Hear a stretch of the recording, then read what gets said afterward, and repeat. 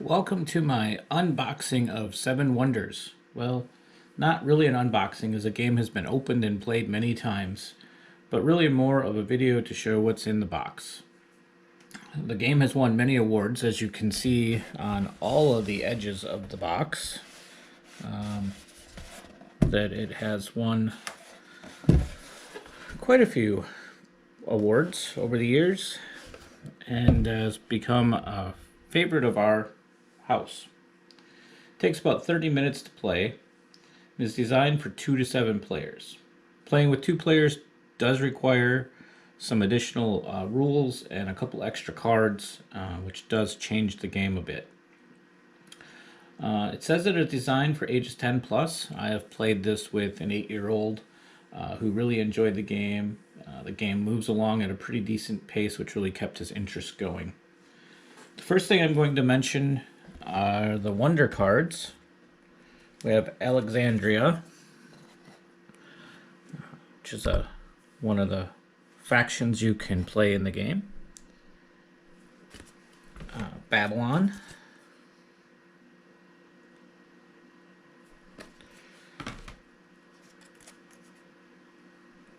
Ephesus.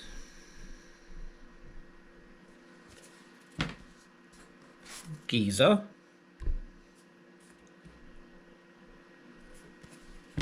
Olympia.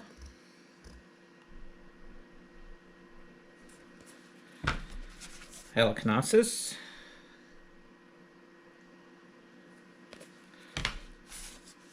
Rhodos. And each one of these cards has a side A, which is what I showed you the first time, and a side B that gives 2 different ways to play that card.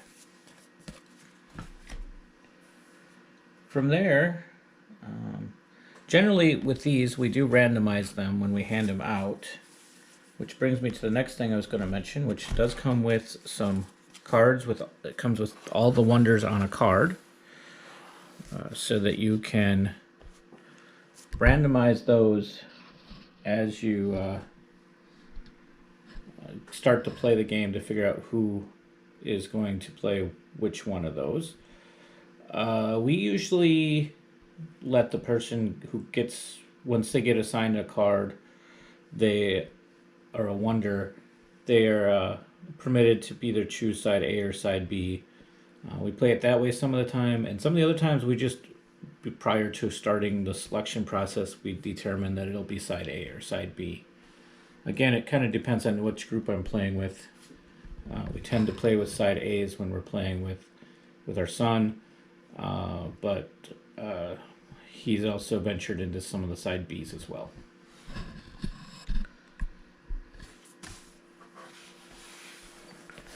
After that, there's 49 cards in age 1 that look like this.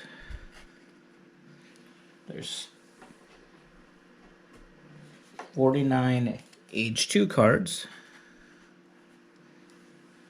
and there's 50 age 3 cards. These are the main components of the game. You'll use these to determine how to build your wonder. I'll probably do a different video on what the cards are and how to use some of them. So it would make this video just way too long. So the 50 age 3 cards are constructed. So age 1 and age 2, these cards have, you select the cards based on how many players are playing. So in a 3-player game, you use the minimum number of cards in that deck. If you're playing with the full 7, you would use the entire deck. Age 3 is a little different. That's good for age 1 and age 2. You just follow the setup rules for how to determine which cards go in the deck to start the game. Age 3 is a little different. It has a different kind of card, a purple card called a guild card. And it uses that card to, so many of those, based on the number of player, get randomized into your deck before you start using age 3. So a little bit about the cards. In these cards, there's a brown card, which would be the raw materials, and those are in Age 1 and Age 2. There are gray cards, which are goods cards. There's civilian structures, they're blue cards, which you might not be able to even see because I just keep sliding down, but I'll do a different shot in a minute. There's green cards, which are science cards. Commercial cards that are yellow. Military cards, which are red. And purple cards, which are the ones I just mentioned in Age 3 that are guild cards. Now let's take a...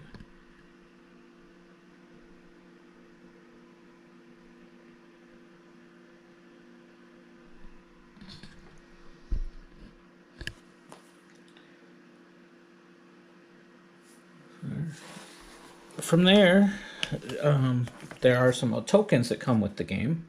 There are conflict tokens.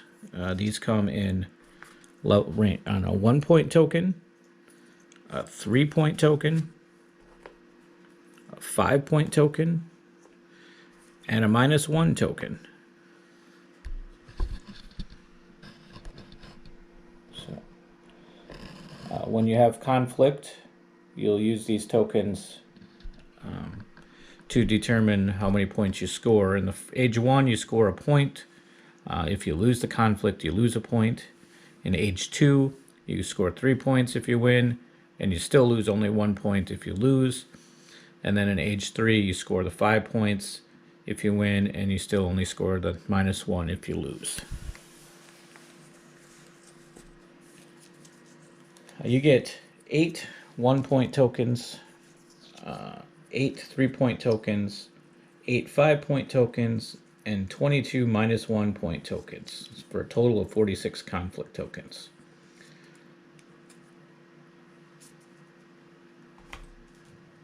Money in the game is represented by 24 3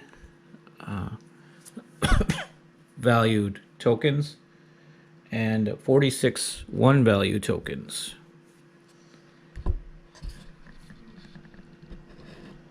Those are used, you either can use those to buy resources from neighbors, or you can save them and they count towards your victory points at the end of the game.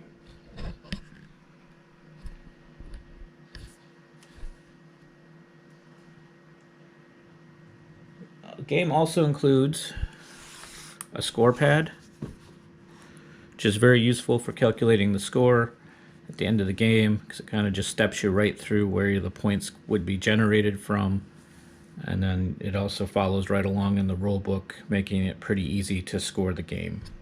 So, there's the score pad. It's a pretty decent sized score pad. We've played quite a few games and it still has quite a lot of life left in it, so that's pretty good.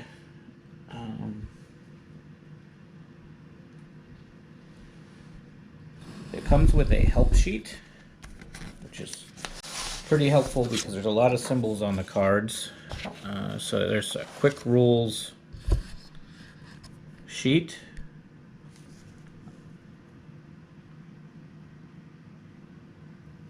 Kind of walks you right through the different parts of the game, setup, and then on the back it shows you all the different symbols and what they might mean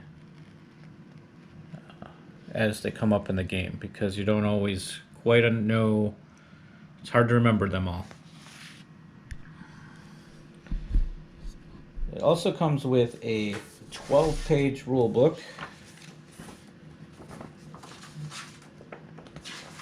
that it's pretty comprehensive, really walks you through the game, and makes it easy to really get started into the game right away.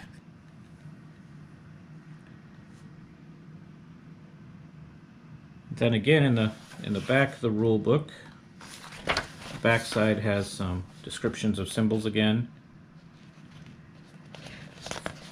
and it also has kind of an age breakdown of the cards, so you can see what to expect in each age. So you can see here age 1 and age 2 has age 1 has a lot of the brown resource cards.